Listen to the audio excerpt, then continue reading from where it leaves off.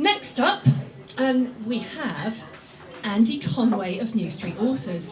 Andy has a best-selling Birmingham-based time travel series, and I believe he's about to read for the first time from the very latest book that he's. So please give Andy Conway of the awesome New Street Authors a big hand. Oh, I'm not stretching. Here we go. More wire, more wire. Here we go. Right, yeah, that's it. Thank you. Okay, I hope everyone can hear me. Can you hear Andy at the back? Can people hear me? Yeah? Where's the back? People are behind me. Okay. Am I on?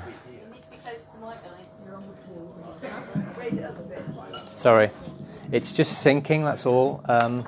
So I might have to use two hands. Okay. Technology. Of all the technological things going on tonight, it wasn't the microphone stand that I thought would scupper me. How's that? Yeah, I think it's all right. Can you hear me? Yeah? Are we all right?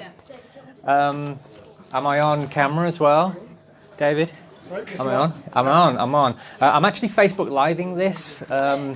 Second time I've ever done it, and hopefully this time the video is not on its side as it was the first time I did it, and it looks ridiculous and you can't even correct it. So hopefully this is okay, and hopefully the sound's going through and everything. So I'm Andy Conway. I write a time travel historical fantasy set largely in Birmingham. Most of the books are all set in Birmingham. And I am about to publish a Christmas ghost story. It stars Charles Dickens, at that famous time he came to Birmingham, that I totally invented. It's being published next week on the 19th of December, which is the date Charles Dickens published A Christmas Carol as well. And A Christmas Carol features in this. So I'm going to read you a little extract from it. I have to tell you, even though it's being published next Thursday, I still haven't finished it. So I'm kind of writing feverishly, first thing in the morning, last thing at night, and trying to get it to my editor, David, who's here behind the camera. So yeah, I don't know where it's going really. I've got a few more chapters to write, and then hopefully it will be ready for next Thursday. So let me read on. Christmas Eve, 1842.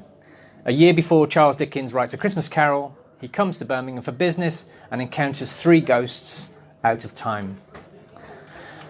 One of my regular touchstone characters is Mrs. Hudson.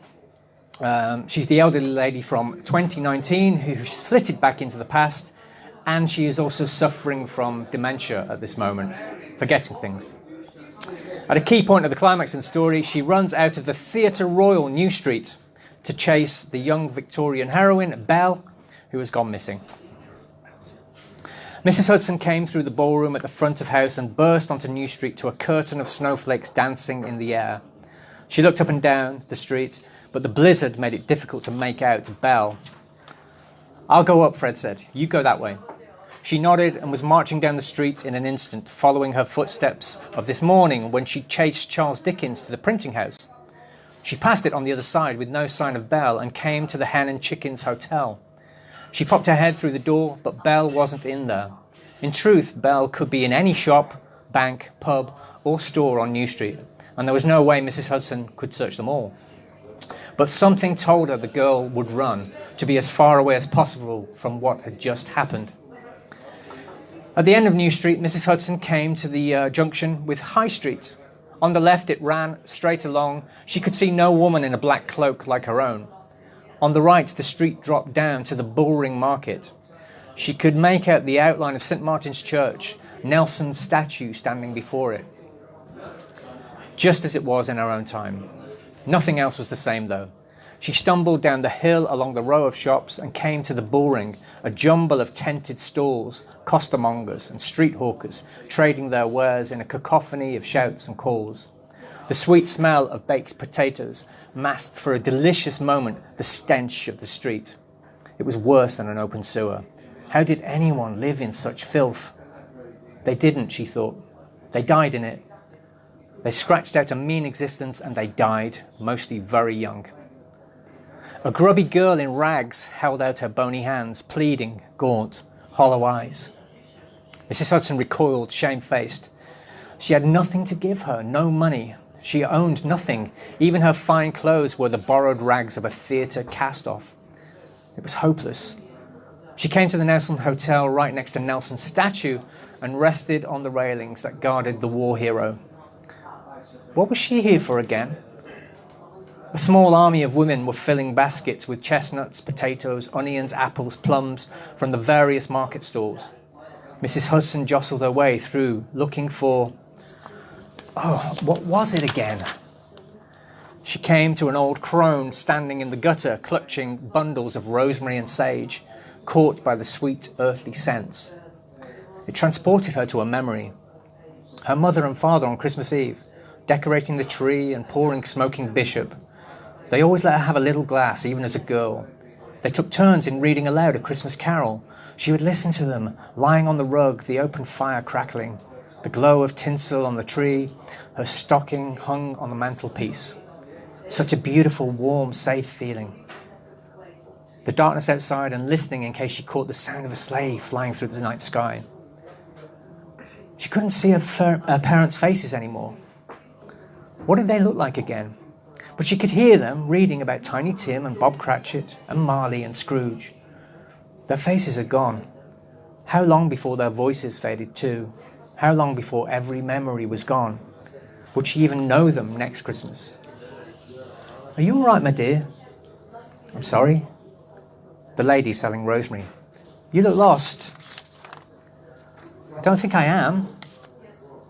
Where are you off to tonight, my dear? Home's not far, I hope, in this. She shook her shawl and snow sprayed off her. But where was home? Mrs. Hudson had no idea. Where had she come from? Oh, that feeling again. She clenched her fists. It would come, just a little time. She'd been looking for someone. Who was it now? In fact, where on earth was she? You really do look lost, dear. Mrs. Hudson backed away. Don't go, lady. I'll call a policeman to help you. It's all right. I'm quite all right. She turned and marched up the hill, not sure where she was heading. Nothing looked familiar. She glanced back at Nelson's statue and the church behind it, St. Martin in the bullring. That was clear enough. But looking up the hill, it was all different. No rotunda, no great bronze bull. She came to the top of the hill. A sign said New Street, but it didn't look like New Street at all. The Hen and Chickens Hotel on one side, and oh, that was the old King Edward School. Knocked down when she was a baby, but she'd seen so many photographs of New Street with it there. It seemed to be the only building she knew. She trudged along the street. A print shop on the other side. Shoals. That was familiar. Hadn't she been there before? It was important. Dickens. Yes, Charles Dickens. She'd followed him up the street earlier today. And there was a girl, a pretty girl, in a black cloak, just like the one she wore. She banged a fist on her forehead. This stupid brain of hers. Why couldn't it remember anything? From a pocket sewn into the cloak, she fished out a diary. Yes, that was always what told her what she was doing.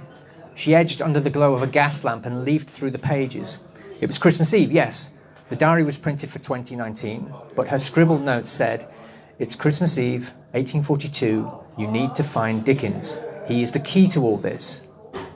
If only her mind wasn't so scrambled. She walked on up New Street, sensing that the upper part of the street would hold the answers. She had come from that direction earlier, today, when she'd chased Dickens. She crossed Lower Temple Street to the Shakespeare Tavern on the corner, and just up the road, the portico that said Theatre Royal. Yes! It flooded back to her. Belle, the theatre, Fred, all of it. She was looking for Belle. That was it. Fred had gone the other way, up the street. She wanted to cry with relief. Each time she blanked out like this, it seemed longer and longer for the memories to return. One day they just wouldn't come back at all, and she would be lost. It was inevitable. And then she would be caught in a living hell. Caught in a place like this. Livid horror seized her heart. To be trapped here, penniless, having to scrape a meagre living on the streets, selling clumps of herbs or something, dying in the cold. She stood on the corner of Lower Temple Street. Down there was where she'd come from, the mangled chrome dome of New Street Station, like a crumpled hub cap in the gutter. It was there if she thought hard enough. A coach and four thundered down the street from the direction of the town hall, Parthenon-style pillars just visible through the blur of snow. She had to go home, while she could still think clearly, while she still had some memory left. The carriage thundered towards her, its wheels spraying slush into the gutter. The placard outside the theatre announced the Christmas pantomime at 4 today. She was stuck here in this trivial matter. She laughed at the word, pantomime, the very definition of a frivolous activity that meant nothing. No, she would leave Fred and Belle to whatever fate or time had in store for them. A gust of wind smacked a flurry of ice into her face, and she tottered, stumbling blindly into the gutter as the carriage roared down on her.